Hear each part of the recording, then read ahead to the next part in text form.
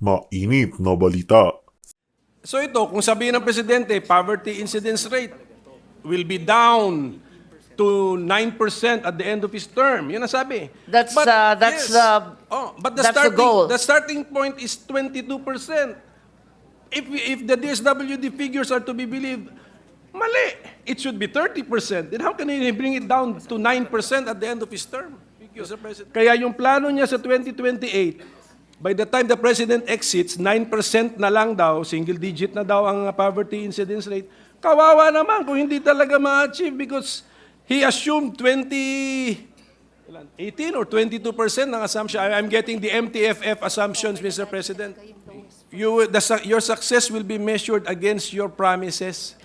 Tandaan nyo, the President promised at the end of his term, single-digit poverty incidence rate. Ang interpretation ko doon, not more than 9. Kami po minority sa Senate. Hindi kami aligned with the administration. We want the administration to succeed. Okay? Kasi ang success naman niya, success ng bansa eh. Okay? Tama. Pero, tingnan niyo naman yung mga pangako tuloy ng Presidente who is the brother of our sponsor. Kaya, ang tanong ko po, do we see the problem or not? Statement, Mr. President, which laid out for us the differences between NEP 2024, the House bill, and the Senate committee report budget levels, especially for the office of the secretary. Doon po yung mga malalaking changes eh. But admittedly, even the Senate committee level for the office of the secretary is higher than what the executive proposed, Mr. President. By, if I'm not mistaken, 32 billion. 32 billion. Yes, Yes. 32 billion. Yeah. So, This constitutes the 33.312 billion constitutes the house increases. again, Mr. President, 32, yung committee report po natin increases the NEP by 32 billion. The House version, more than our increases. So sige nga, did we retain the proposed House increases? Hindi. Not in totality. Kasi In the lesser. meantime, we retained, but there's also a significant reduction in the Senate version. Around 1 billion. Not around quite, 800 million. Okay, around 800 million. What PAPs were affected by our reduction? Compared to the GAB? I think the reduction involves the 4Ps. Amount. Those who have graduated and also different projects such as the reduction in the sustainable livelihood, I believe, as it has already been encompassed by other projects. Sige, yun yung the sustainable livelihood program is meant, ito po yun yung aking understanding, is meant to be the follow-up program for those who have improved their life circumstances under the 4Ps program. Tama po ba yun? Parang graduated yun, di ba? From 4Ps, you now go to SLP? Yes, that's correct. But the SLP is also involves other projects in the Kalahi-CIDSS and others. So I think there's an effort to streamline and simplify these livelihood projects. The magic words have been mentioned, Mr. President. That's why if SLP contains the Kalahi-CIDSS, that's why I fail to understand what SLP is all about, because I really do not understand what Kalahi-CIDSS is. So siguro we'll devote time siguro, Mr. President, Para maintindihan po natin, no? Okay. Okay. Kalahi-CIDSS is what? A program of the DSWD? Yes, the Kalahi-CIDSS, as we know, is Kaunlaran at Kabuhayan sa Barangay KKB.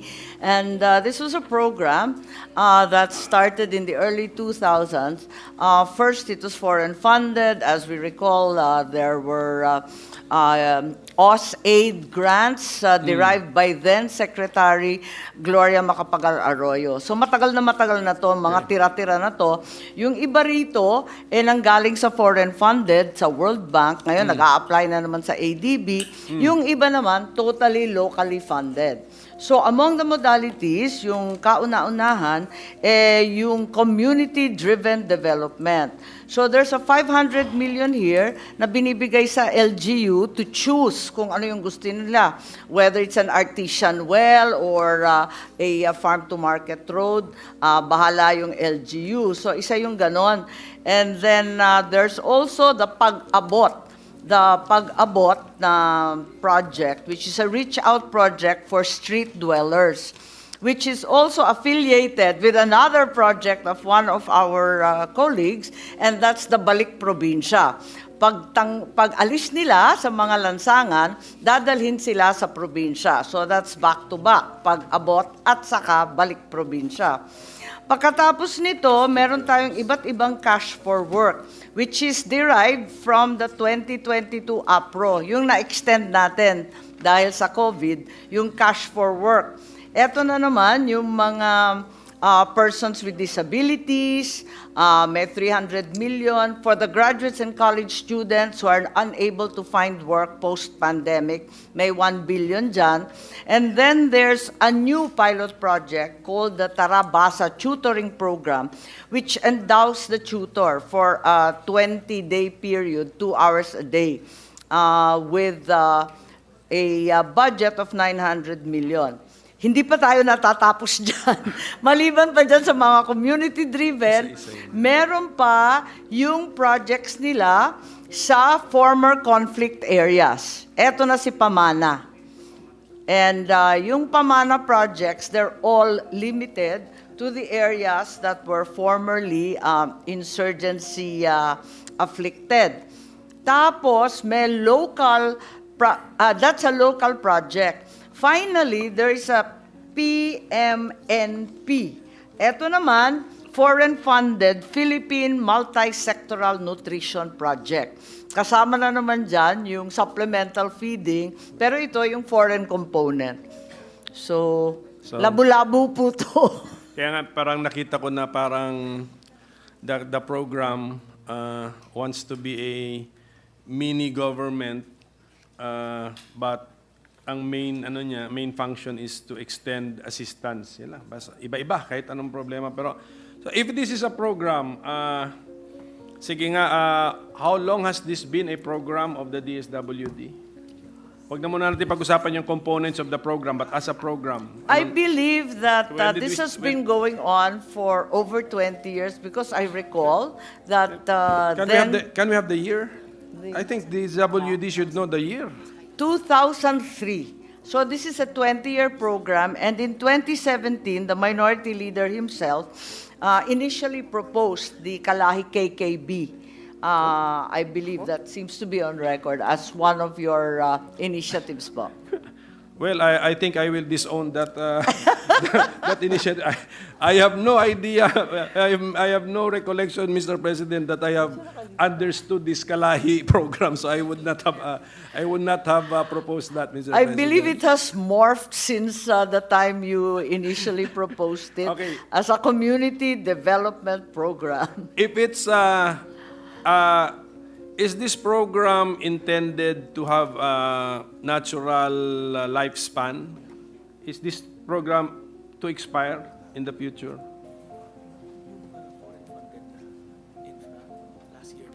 Yes. If we notice the World Bank foreign-funded infra component, the infra component will already expand by the end of 2024, December. So yun, patapos na yun. Yung OS-aid is long gone. I think there's an application for additional funding with the ADB naman. And this is for more additional community-driven development programs. So, may natatapos naman po. Hindi, pero since meron pa tayo ADB application, we don't intend it to end in the near future, bale. Yeah, we're extending the program. We're borrowing pa ADB. Yun po. These are exploratory talks. There's nothing firm yet. But the intention of this community-driven development program, na humihingi sila ng additional funding, was to respond to the effects of COVID and the continuing disasters in its wake. So, yung mga far-flung provincial communities ang ina-address niyan. Does this, since this looks like it's a very important program of the DSWD and also well-funded and it has a large budgetary impact, meron naman siguro kayong comprehensive brochure about this program? Sige nga, pag-aralan, pag kailangan po yata ito talaga Yes, upuan na, opo, Mr. President. Yes, tama po si Minority Leader. Actually, I compelled them to list all the different modalities since there seem to be so many different forms and shapes of this program. Essentially, I believe this has been work in progress. Every time there's some kind of an emergency, a program is birthed from the disaster, the epidemic, and all other calamities. Sige po, sige. But since we're talking about the budget, sige, para po na maintindihan po natin, no? The budget for the Office of the Secretary in the committee report, 241.8 billion. Okay, how much of this would be under the Kalahi-CIDSS program? It's 2.9. It's 2.9. Originally 3.82. It's now 2.934 billion. Okay, 2.9 billion pesos. Of that, 241 is for the Kalahi-CIDSS program. And this is the 2.9 are the locally generated funds. May foreign component pa ito? Wala. That's already our share.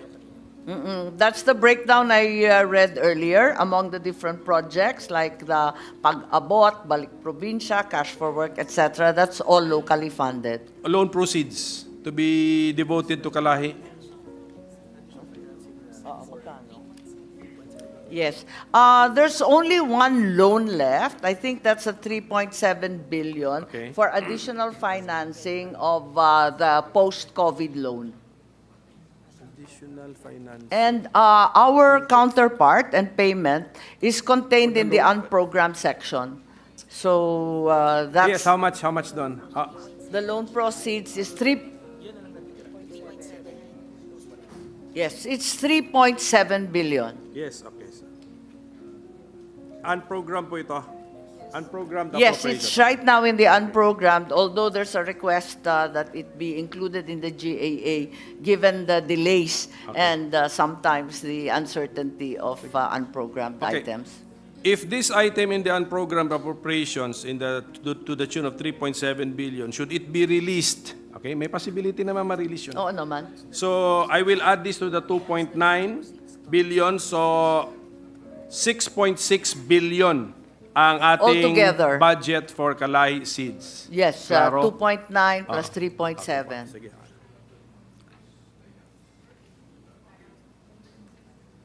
Okay. Pero, of course, the four-piece program's budget dwarfs the Kalahi-CIDSS budget. How much is our four-piece program? I think it's upwards of 50% of the budget of the department. It's 112,835 million. It's now been reduced actually by the Senate. From the original amount, it's now 103,953 million. And actually, there have been questions about the reduction because they've been spun out to different projects. How come itong four-piece is also a regular program of the DSWD? Yes, that's the largest program. Since when?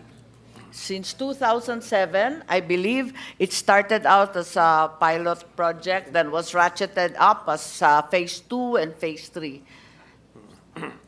So it started. It's actually been going on for, what is it now? 16 years. 15? Yeah? 16 years. 2007. 2007. Okay. Yeah. Kaya nga, but if we look at the amounts given to the program, masyadong volatile. Can you explain why the volatility in the amount given to the program? Yeah.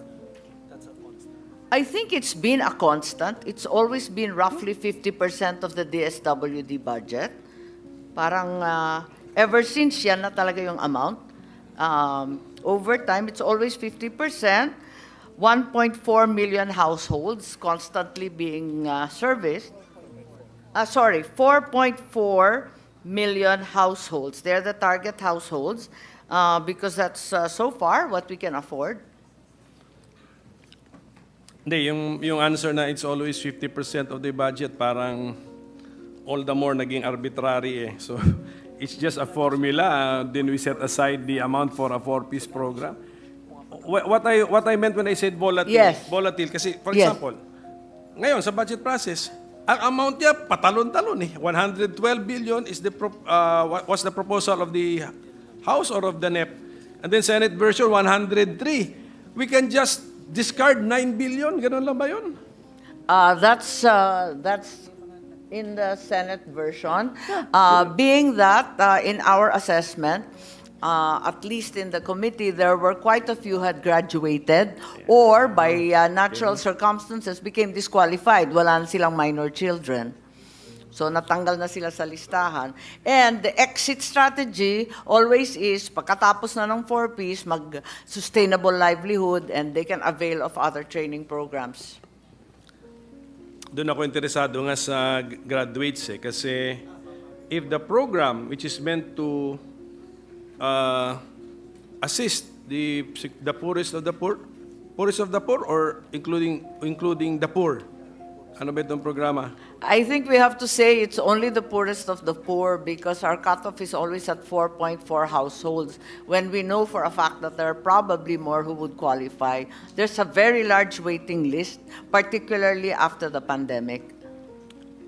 So we look at the households. What is, from the point of view of the DSWD, the Philippines is composed or comprised of how many households, Mr. President?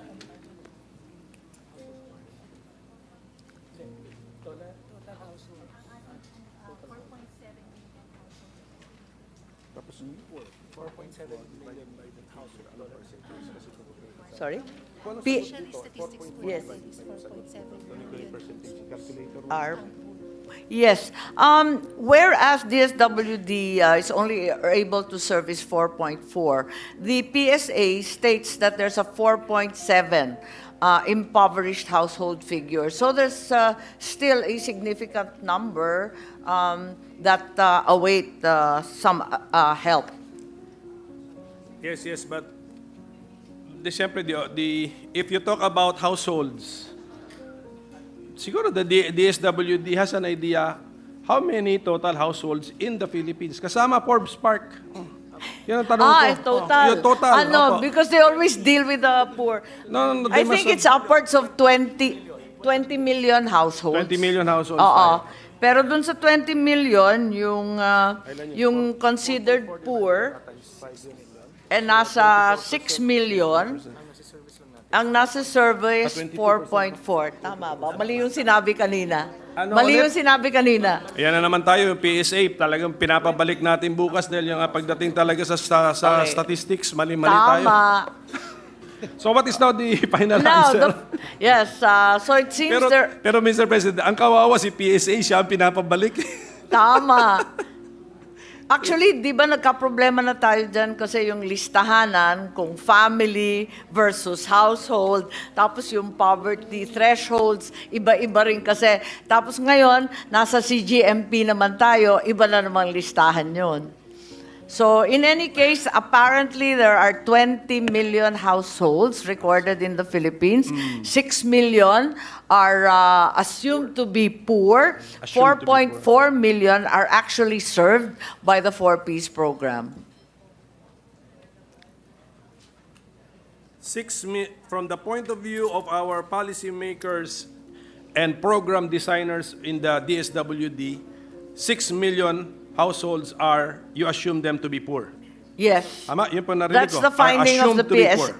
Well, that's the finding of the PSA. Kala ko 4.7. Sorry.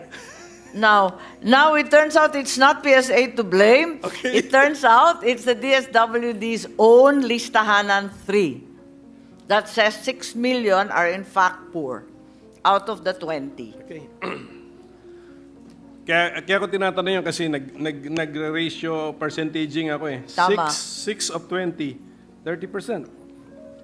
30%. 30% households. Yes, I believe so. Okay. Yeah, it's a very large Okay. sum. If we should follow that, then poverty incidence rates surveys must be in the vicinity of 30%. Is that the admission or the data of the current administration that the poverty incidence rate right now is 30%? Ano? Kuya, tigil mo na. The percent. Yes, I think that the poverty level that's officially stated is always 18%. But by these numbers, the minority leader is right. It's upwards of 30+%. So there needs Sinong to be paniniwalaan a natin? distinction between the two. Yes, I think it boils down to listahanan's weaknesses, and that's because listahanan does not assess the entire 20 million, but a mere 15 million. May tinira pang 5 million eh. And we should also probably consider that listahanan was finished during the time of COVID, so that the indicators would also... So we could be wasting money actually, giving to households who should not have qualified, if that is the reasoning, Mr. President. I think there's a focus in the listahanan on the hunger hotspots, the really poverty-ridden areas, and they don't include the more prosperous regions. And as a result, it's skewed toward poverty, kaya napakataas. Hindi. Even if yung 5 million na hindi nyo sinurvey, consider na natin hindi poor, it's still 30%. It's still 30%. Yeah. It doesn't make any sense, Mr. President. Kasi you still boil down to 4.7 out of 15. So, malaki pa rin eh. This has always been the discussion. I think there's always been a problem with poverty data, and I'd be the first to say so, because as a governor, I had to disaggregate my own provincial data with great difficulty.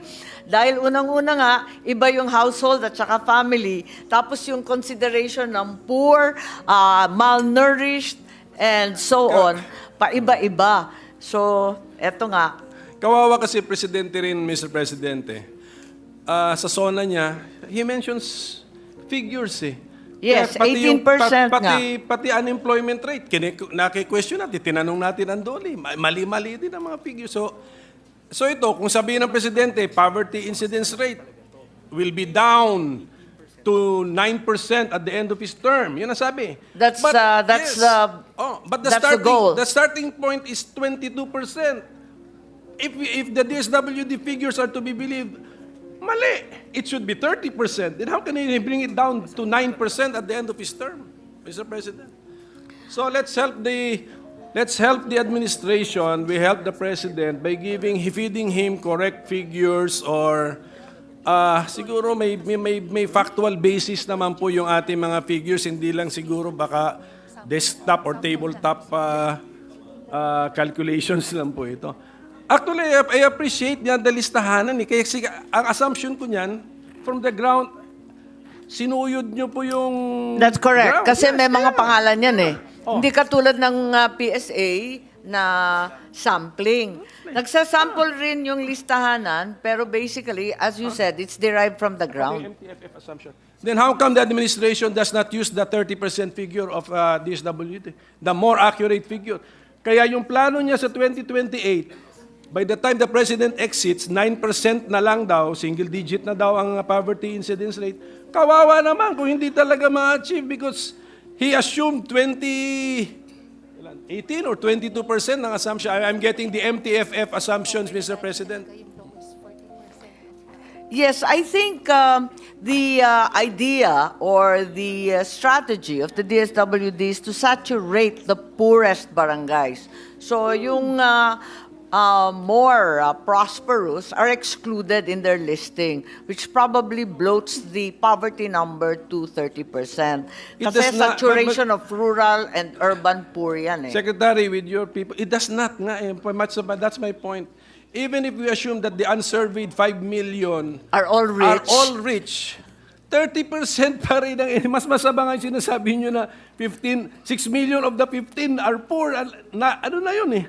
30+%, 36%, more than 36%. Mas malaki talaga ever since yung DSWD working figures for poverty than PSA. Mulat sa poll, there's always been that disconnect. Pero, And we've I mean- always questioned it here in the Senate. And the answer has always been that their focus is to saturate the rural and urban poor barangays. Yeah, but the administration which the secretary is part of, okay, your success will be measured against your promises. Tandaan nyo, the president promised at the end of his term, single-digit poverty incidence rate. Ang interpretation ko doon, not more than 9%. Correct. Okay. And of course, may assumption siya. Di ba saan siya nag-umpisa? Di ba? Nung na-turn over sa administration niya, may assumption siya. Ang layo ang assumption na it's not in the vicinity of 30%, which is reflected by your figures na sinuyod ninyo from the ground. Ang mas maganda nga yung figures ninyo, mas maniniwala ako sa figures ninyo. Yeah, totoo. Assumption niya. Kasi may pangalan to eh. May address. Well, Talagang ever since PSA, mas malaki talaga ang DSWD at mas maniniwala ako sa DSWD with all due respect. Dahil may mga pangalan, may mga address, may kung sino-sino talaga ang nakalistang poor. kaya ang tanong ko po, do we see the problem or not? Yun lang yung tanong Yes. ko eh. I mean, Yes, we're with you in complaining about this moving targets. even the MTFF will fail, Mr. President, kung mali ang assumptions. I think that's the reason why Listahanan 3 is now going to be folded in the PSA and CBMS data from the ground will be submitted to the PSA once and for all so we can consolidate all accurate data from below rather than projecting or sampling and so on. Gapang nila. Sila yun. Manpower nila yun. Yung CBMS po, manpower po ninyo? No. Kanina po? This is going to be a combination. It's an existing project of the LGUs. They will be guided and analyzed thereafter by the PSA para isahan na lang yung ating data at hindi pa iba-iba yung measure. Kasi actually,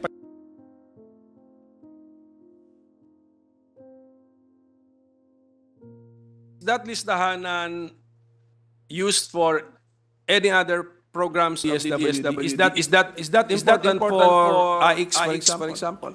Ma'am, ayos hindi. But for other programs, even sa other departments, like the lifeline rate ng PRC, Yes, I think the listahanan, of which listahanan 3 is the last, ano? It's being used for lifeline rates for the ERC and other projects of other departments. In PhilHealth, for example, ginagamit din yan. Sa Unifast, whenever it gets paid by CHED, is also using listahanan 3 as the basis. AIX does not. AIX does not, because it's derived largely by the DSWD together with the LGU when emergencies arise. Okay. But you have computerized systems in such a way that is a beneficiary allowed to accept the benefits of more than one program of the DSWD? Yes, they are actually. In principle, they should perhaps be called better, but the reality is there are different groups that are being addressed by different programs. So, for example, Ito lang po for the information of everybody, especially the DSWD. Kasi sorry, the Secretary is a member of the official family para ma-discuss niyo po to sa taas sa cabinet. that's correct. In your MTFF, the assumption 2021 poverty rate is 18.1.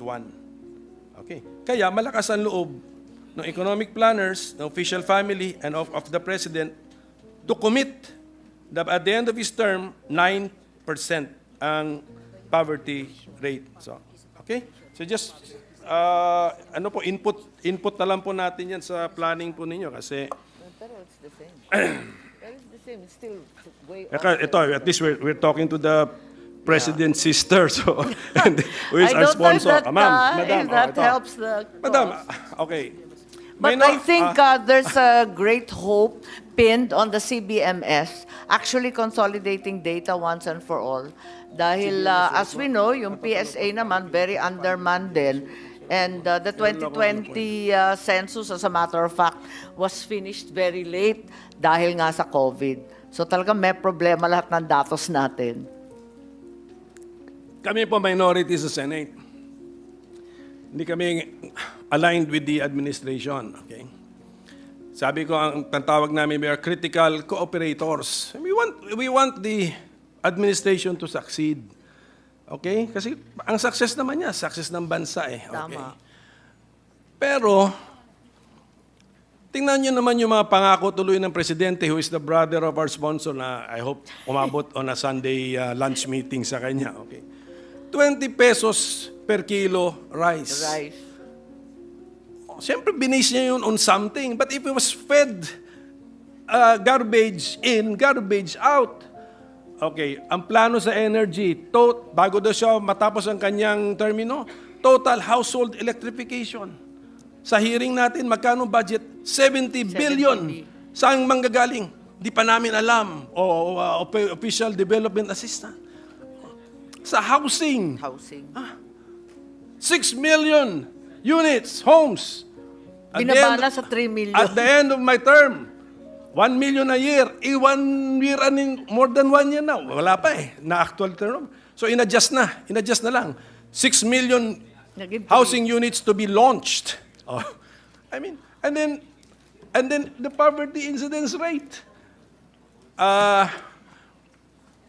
No, I share the minority leader's frustration, and and I do not know the president very well, but I know he has interest in mathematics. Yes. Okay. Alam ko yan. Alam ni ate siguro yan. Okay. he's He's math and interested in physics mathematics. Okay. major po. Math and physics. Okay. Yes po. And then he always mentions governance being science-based. Okay, science-based. Pag mali-mali, science-based means you analyze the data, make your conclusions, but the data are researched. Iba-ibang klase research, theoretical, and of course the on-the-ground research. So siguro it's time for this administration to shape up in the first step. Let's have accurate data, collect accurate data so that the scientific-based decision-making process of this administration will really be effective and based on realities on the ground, Mr. President. Yes, I think we all share your frustration, and that is why Listahan ng 3 will now be folded. PSA hopefully is strengthened and fed through the CBMS system. And that way we get a more coherent picture in the Philippines. When the sponsor says, Mr. President, listahanan 3 will be folded, ano yung perang abandoned na? Discarded na? What is it? When Kasi when is it sa- folded means... Kasi yung listahan ng 3 is going to be the last one. Ayon sa batas, siya na yung huli. Matapos yun, PSA na at yung ibang authorities ang magbibigay ng datos. So,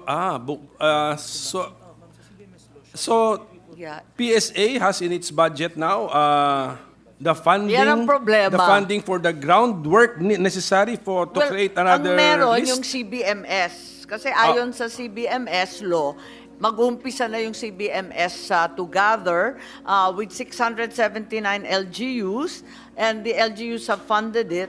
So we are hoping that with CBMS, the data quality is improved. And then CBMS, ang resulta nun is a list also. It's a list. It's a list also. List ang resulta ng CBMS effort. It's also a list. Yes, I think it will be a more detailed list with actual names and addresses, similar to listahanan with hunger incidents, housing conditions, and so on, fed through the PSA modules, and then all the departments will have a uniform set of data. So that is the goal. That's the objective sana. And what's the time frame for BMS ba? CBMS? Palagay ko yan yung pondo na matagal nang hinihingi ng PSA sa atin, na i-consolidate nila lahat ng data ng CBMS and be able to fan it out to all the departments that require such numbers. Well, PSA has already appeared before us. Tahimik naman yung tahimik lang si director of the PSA. He has not mentioned any budgetary request, Mr. President. With the indulgence of the minority.